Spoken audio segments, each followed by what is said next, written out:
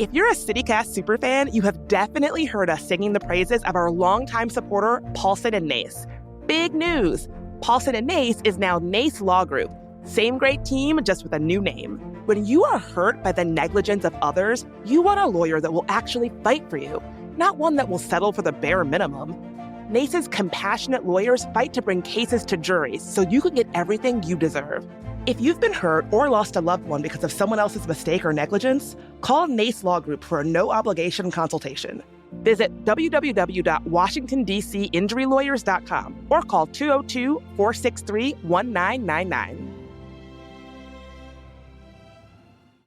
If you're like me and want facials that actually deliver real results, then you have to check out Silver Mirror Facial Bar. Rated the top facial in DC since 2019, Silver Mirror specializes in expert-driven 30-minute and 50-minute facials that tackle real skin concerns like dullness, breakouts, and fine lines. First-time guests get $30 off their first facial, and they have locations in DuPont Circle, Penn Quarter, and Navy Yard. Just use the code CityCast30 at silvermirror.com/CityCast to claim your offer. That's CityCast30 for $30 off your first personalized facial at silvermirror.com/CityCast. Today on CityCast DC, we're talking about ICE raids at DC restaurants. We're talking about what plummeting international tourism means for Washington. And we've got some results from CityCast's highly unscientific Nats Park taste test. I'm here with Axios' Anna Spiegel and my CityCast colleague, Julia Caron. Plus, we've got a members-only fourth topic, the strange story of the LGBT exhibit the Smithsonian just canceled. Stick around.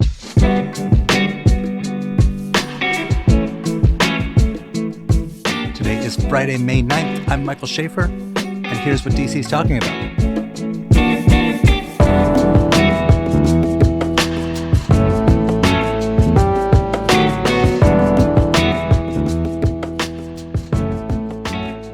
Hey, Anna.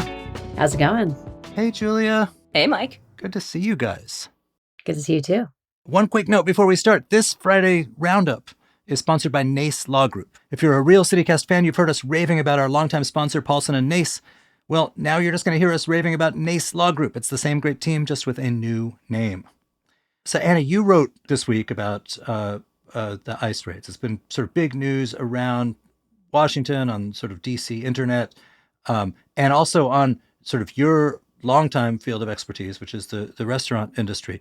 Tell us what happened, because I think there's been a lot of stuff bouncing around, some of it not correct. Yeah, absolutely. And I think, there's a lot of, I think it speaks to the fact that there's a lot of fear and that restaurants are really rattled when ICE agents visited a bunch of restaurants, dozens of restaurants on Tuesday in an I-9 audit. So those are things that the immigration office will do. They'll ask for these eligibility forms. But, from my understanding, talking to immigration's advocates, that's something that's usually an administrative process. It's something that they will send these forms over, in letters and this time they're going around issuing them, in person, sometimes in full uniform, armed, some in plain clothes, and, kind of give restaurants 3 days to kind of get their house in order and provide these documents. So what places did they visit and what was the result of these visits? Yeah, so as you said, there's a lot of accounts, but I think some of the ones that were definitely verified: Millie's in Spring Valley near American University, Central Michel Richard, Pupatella in DuPont Circle, Ghost Burger in Zeppelin and Shaw, Cynthia Bar and Bistro on H Street Northeast. So it was a variety of restaurants across the city, and also skewing towards a lot of places that were kind of higher end. So kind of showing, again, from talking with folks at Kerosene yesterday, they're like, it kind of shows that no one is out of reach. Did restaurants feel prepared for these ICE agents to just roll up and say, hey, show us these papers? I think I think a lot of them did. I know the Restaurant Association has been doing training since Trump took office with Kerosene and other advocacy groups to say, this is what know your rights training. And also, here's what you need to be prepared. So I think, one of the things they teach is that, you need to be able to talk to law enforcement, provide, they're not saying this is how you hide illegal activity. They're like, this is how you show that you're doing the right thing. This is how you de-escalate these situations. This is how you keep your staff safe. So I think there was a certain level of preparedness. And as far as we know, they all had been doing the right thing, which is to say that they all had the forms available and and turned them over, etc.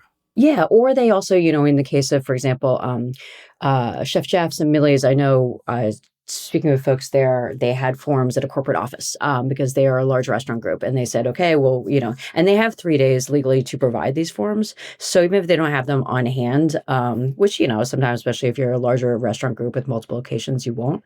But I think it's interesting that also folks are saying, even with these larger groups, they really only visited DC locations. So like Chef Jess has locations in the suburbs. They didn't go there.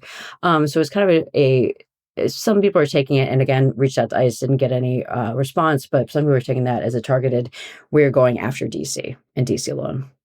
One of the things I had read, I think in a Post story, is people who run restaurants say, we get people who give us fake papers, and that puts us in a position of potentially being in trouble. So is there a sense now that the next step is that ICE will try to verify these papers that they have gotten and then take action if they're not verified? Yeah, and I think a lot of these documents also have addresses, locations where people live. They can visit them at home. I don't know. You'd have to check if DC if employers are required to e-verify in the district. Some locations do and some locations don't. And again, some employers, in some ways, some will turn a blind eye and be like, oh, I'll just kind of take it at your word. But some employers definitely do go through the e-verification process to make sure the documents are all up to par. And the idea is, if, let's say, some things don't check out, right? That they might be fake, or the address doesn't exist, or whatever. What happens then? Is the restaurant, the employer, potentially in trouble, or is it that the employee could then get detained for having violated immigration law? My sense is both. I think the employer can risk being fined, especially if it's found out that they are intentionally kind of turning a blind eye or not e-verifying if they're required to e-verify. And then, of course, the employees are at risk. And I think that's another thing that concerning in the restaurant industry that we're hearing is that folks are not showing up to work. They're scared. Even if they do have documents in place, maybe they have some family members who are undocumented. They're worried this is going to be kind of like the start of going down a rabbit hole. So they're not showing up these jobs that they need to support their families. I was going to say, there's also, I imagine, this big time fear that like you can just get disappeared off the street. Like I imagine like ICE just showing up to a restaurant, the hairs on the back of your neck just like perk up, your spidey senses tingle, and you're like, oh, like even if I do have all the necessary documentation, even if I am here legally, like it doesn't matter. Has anyone said anything regarding that? I mean, I think we've seen it, like, obviously with, the Georgetown scholar who was detained, and you hear a lot of these cases, about people being, detained for various reasons that are not completely accurate. So yeah, I think there's definitely a fear of that. Look, this is a sort of an uncomfortable subject, but I live in Upper Northwest. One of the people who I know and hang out with, one of the main times when they will suddenly be aware of ICE activity and the fear on the part of people, in the sense that people might get detained, is when there are raids or actions involving restaurants. And there has been a line of criticism that I think is probably accurate, that some of the beneficiaries of a system where there's a lot of undocumented people who are able to, and a lot of ability to work under the table for maybe subpar wages or sub-legal wages.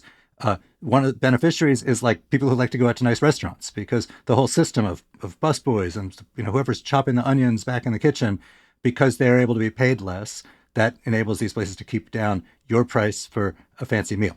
And that this is a way that like the American bougie class benefits from our current immigration system. Is that true? Yes and no. I mean, I think that there is an idea of the restaurant industry from, the Kitchen Confidential, Anthony Bourdain days, where it was like, definitely running on the backs of lower paid immigrant labor. And I think that you can say that for a lot of industry. You can say that for the farm industry. But I think there's also much more of a heightened awareness now of, as you saw with Initiative 82 this week, which we might get into, but, paying people living wages. And, I think that also in Washington, there, this is not new. Immigration crackdowns under Trump, Obama did as well. And restaurants have been living in this environment knowing that they could be audited, that ICE could show up over multiple administrations. So I think there is a level of care there as well. I also feel like a lot of these conversations presume that the idea of auditing employers is bad. And I sort of feel like the whole liberal project depends on there being regulations on employers to make sure they're paying right and getting paperwork right and so on. This is I think this is a thing where when you start disappearing people off the street, that in a weird way disincentivizes people from doing the right thing on paperwork requirements. Yeah, absolutely. And I think again, this is just unusual. You don't usually serve I-9 forms coming in armed through the front door at Millie's during lunch. That's kind of a show of force. It's a flex that is not common. So one thing I want to know about, obviously taking this into the future is do you know how workers at some of these spots feel? Have you talked to any of them? Are they less likely to just show up to work for fear of these guys in ICE uniforms coming in and auditing them, or just taking them? Or has anyone said anything to you? I haven't talked to, I have not talked to a lot of workers yet. It's something I am hoping to do. I think that's part of the hard part in the situation, is that even owners don't necessarily want to talk a lot. It's kind of again, from a place of fear. What if they say something out of line? And workers themselves are, especially if they are undocumented or part of a vulnerable population at all, they're not, racing to the media to talk about it. But I have heard just kind of in general for folks in the industry, for business owners, that yes, people are afraid about showing up for work. You said that they're having cases of employees just not showing, which indicates to me at least, indicates their fear because they're missing a paycheck as a result of that. But look, I hate to be the vulgar Marxist here, but isn't the one critical answer here would be, well, if you all just paid better, you wouldn't have to rely on people who are maybe willing to take less because they're in a vulnerable or undocumented place. What do they say about that? I think also one of the great things about the restaurant industry, and also having worked in the restaurant industry, having worked as a line cook, one of the great things is it's a place that will absorb you no matter what. Often, maybe that's not a good thing, but it's a place where you could come and make a living, even if you weren't, depending on your status, even if you weren't legal. So I think a lot of people who work in the industry. I don't know. I can't speak for the restaurant industry. It's so diverse, but I think there is a sense that that is not necessarily a bad thing. And you get opportunities. You talk about, I remember interviewing Isabel Cost, the fantastic chef behind Lutece and Pasquale. And she came from Mexico City. She was working in New York. She was undocumented. She worked her way up, and she is now, running two of DC's most successful restaurants, and she, has her documents. So I think there are those success stories of people who come in, make a wage, and even quieter stories of people who come in and make a living for their families.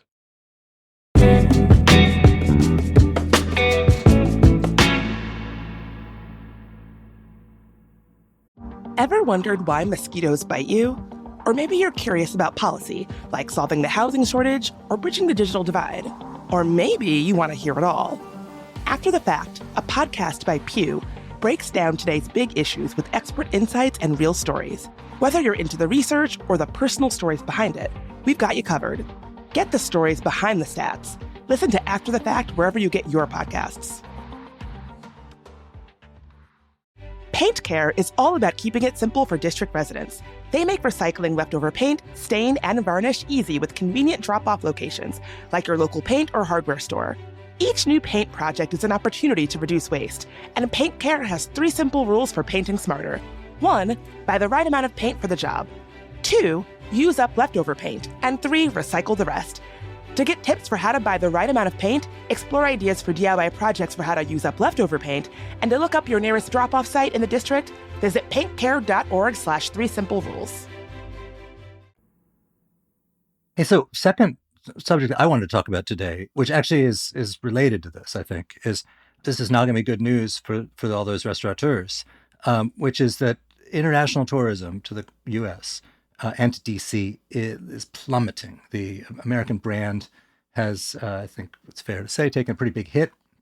These stories of people being sent to El Salvador or German tourists being handcuffed for not having their everything correct in their visit to Hawaii has they're predicting like a 10% fall in nationally in international visits. The number of visits from Canada is like through the floor. And this affects DC. DC is a huge and growing tourism economy. Last year was the biggest ever for visitors to DC. 27 million people, and 2 million of them were international. Look, it's DC, so a lot of these visitors were not just like tourists coming to see Smithsonian. They were here for meetings at the World Bank or whatever. But this really is kind of, in a week when the city's leadership has leaned hard into the idea of if we can't rely on government jobs, we've got to like double down on spectacle, stadiums, theaters, things that bring in visitors. This seems like a really bad piece of news, like particularly bad for DC. Yeah, it feels really precarious to me. It's like you're taking all the eggs from one basket of like federal workers and then just migrating them to another instead of like actually diversifying what kind of job offerings and ways you make, your tax money off of. One thing that I do find interesting about this, like international tourism is set to go down. Local tourism is set to go way, way up. Like we have an episode coming out about World Pride coming up. There are international folks that are very nervous, particularly trans folks that are nervous about coming for World Pride. And so maybe they're like, maybe not. But like locally, like World Pride's coming up. America's 250th anniversary is coming up. And the NFL draft just got announced this week as going to be in DC. They say there's going to be 1 million people on the mall. I don't know that there can be 1 million people visiting for the draft, but like... I will eat my draft card if... There you go.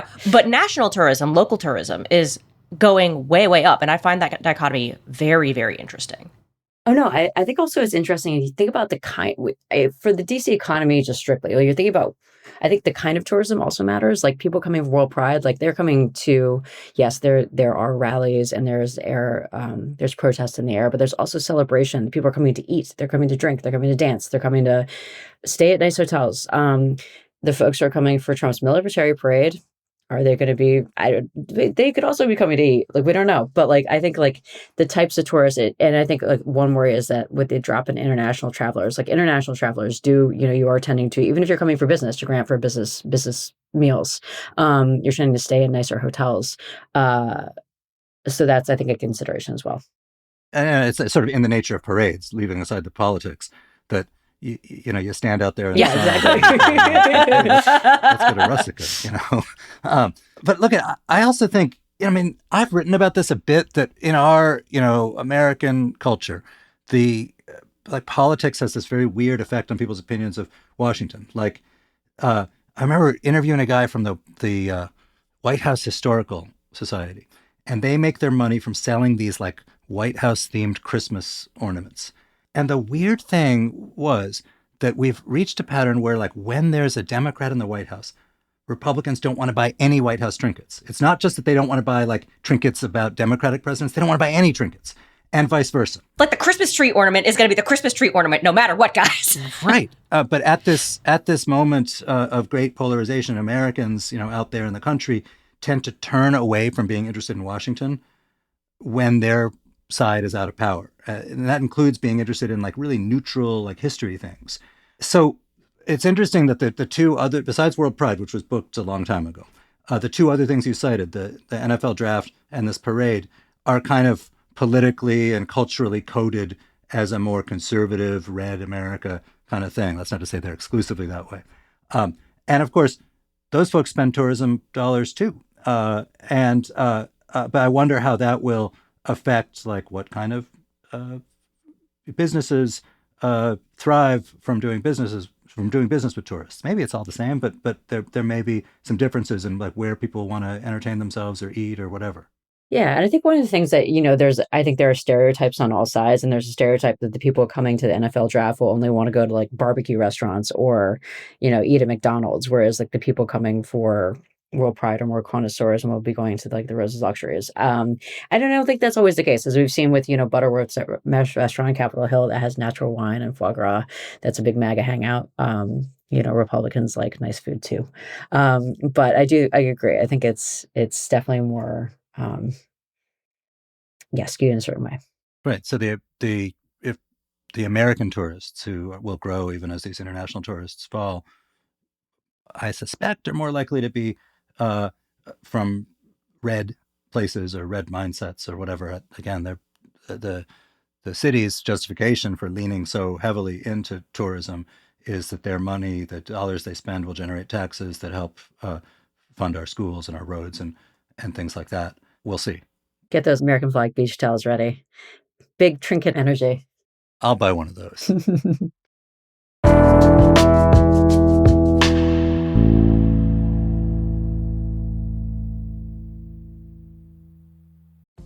All right, so every Mother's Day, we treat my mom to a special day out. She gets her nails done. We take her to tea. We go out for dinner or we make her dinner. That sort of thing. Now, I can do all of that because I happen to live close by her. But a lot of my friends don't live near their parents at all. And all their mom wants is a phone call. But what if you could get her something more than just the phone call? That's where Aura Frames comes in. Do you have a funny photo of you and your friends or you and your family that she would love as a keepsake in addition to that phone call? You can send her a new picture of you and the gang right from your phone. I mean, even my tech-averse mom would be a huge fan of that. Aura has a great deal for Mother's Day. For a limited time, listeners can save on the perfect gift by visiting auraframes.com to get $35 off plus free shipping on their best-selling Carver matte frame. That's auraframes.com, promo code CityCast. Support the show by mentioning us at checkout. Terms and conditions apply. The show playing right now at Gala Theater is an absolute must-see. Choke is about a Latino family in Baltimore navigating a medical crisis and the impacts of environmental change. And I know what you're thinking, that sounds pretty serious, but they handle it all with humor and wit and a very relatable touch of chaos. It is actually so funny. And I mean, what family doesn't deal with generational clashes? The Guerrero family is a gripping reflection of today's American society, and the play about them is as thought-provoking as it is entertaining. So come see the world premiere of Choke at Gala Theater today through May 18th. Get your tickets at galatheater.org or call 202-234-7174. That's 202-234-7174 to see Choke at the Gala Theater right now.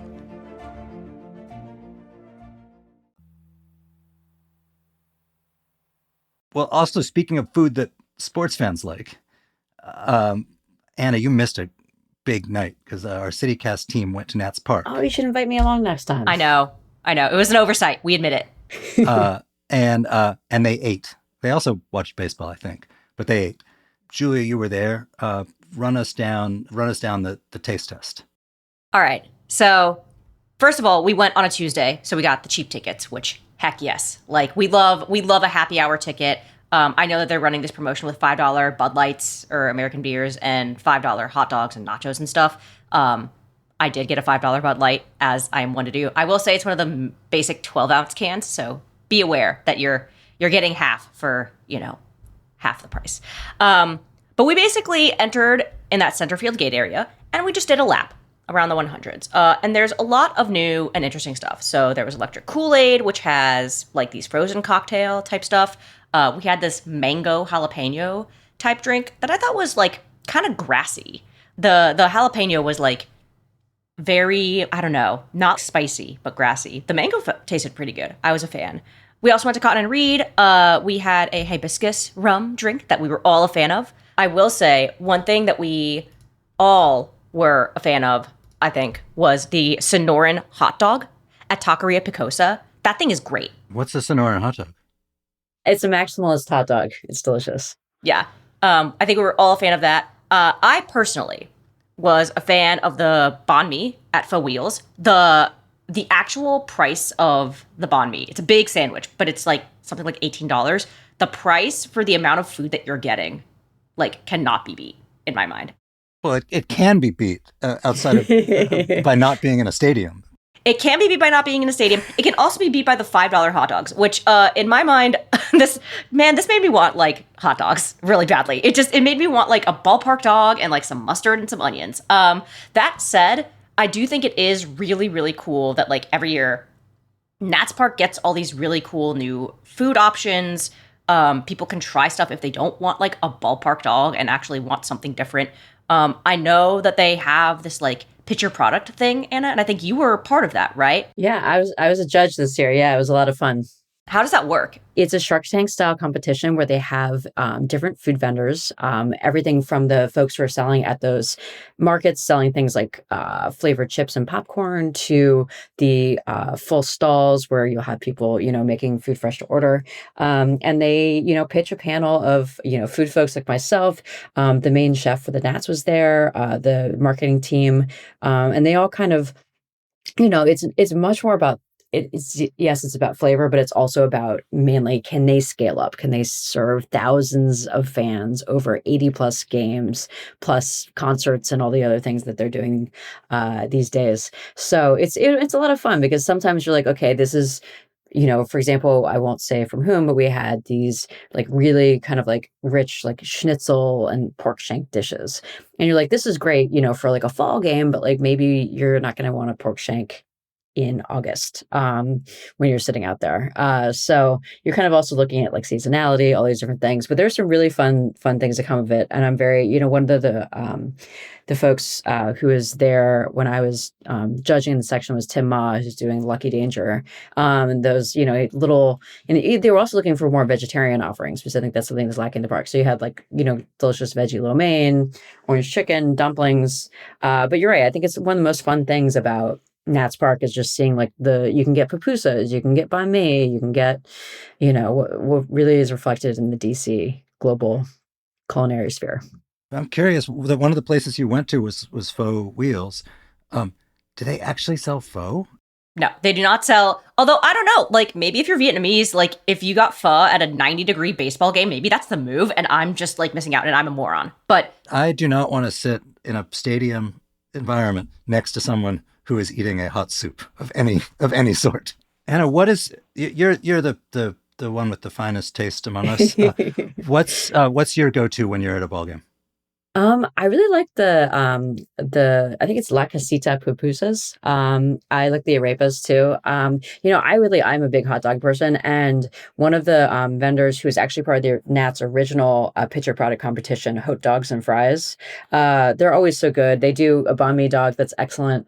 So those are some of my favorites. But there's also some fun like local food right now in the Grab and Go Stadium marketplace. Like I really like, there's a new More Crunch, which is those flavored dusted mini pretzels. And they were also part of the pitch competition. And so if you want some like kind of like more snacky stuff, there's also the Party of Popcorn Thai flavored chips. So you can get some of like, I think they have like some Somtam chips that are like awesome. So we did not get the snacks. I think we missed out. Oh my God. I know when I go, it's like Ben's Chili Bowl is there too. Yes. My mom's big thing is she wants Ben's Chili Bowl, and she just goes, she gets it. It's a local thing.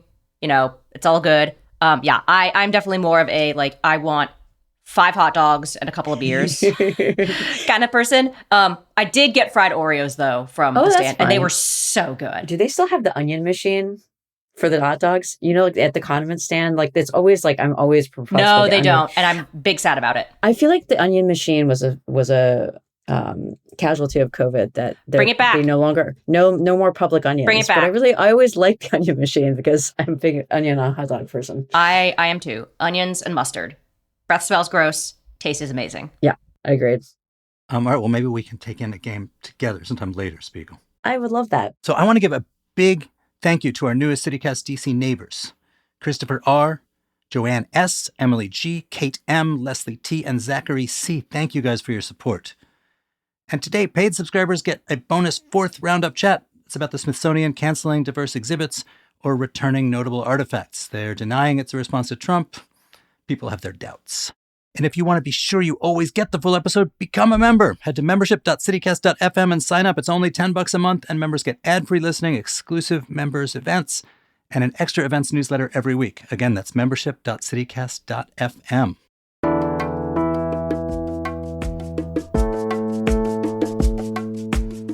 And that is all for today here on CityCast DC. Our production team this week was Priyanka Tilve, Julia Karen, and Ash Durbin. Newsletter editor Kayla Cote-Stemmerman wrote our fabulous newsletter Hey DC this week. And our hosts are Bridget Todd and me, Michael Schaefer from Politico. Music is by Alex Roldan, with additional music from Blue Loop, Sven Lindvall, Philip Ayers, Tambor, Loki Link, and Rue Walker from Triple Scoop Music via Getty Images. If you enjoyed the show, text your friend who goes to baseball games purely for the food. We'll be back Monday morning with more news from around the city. Bye!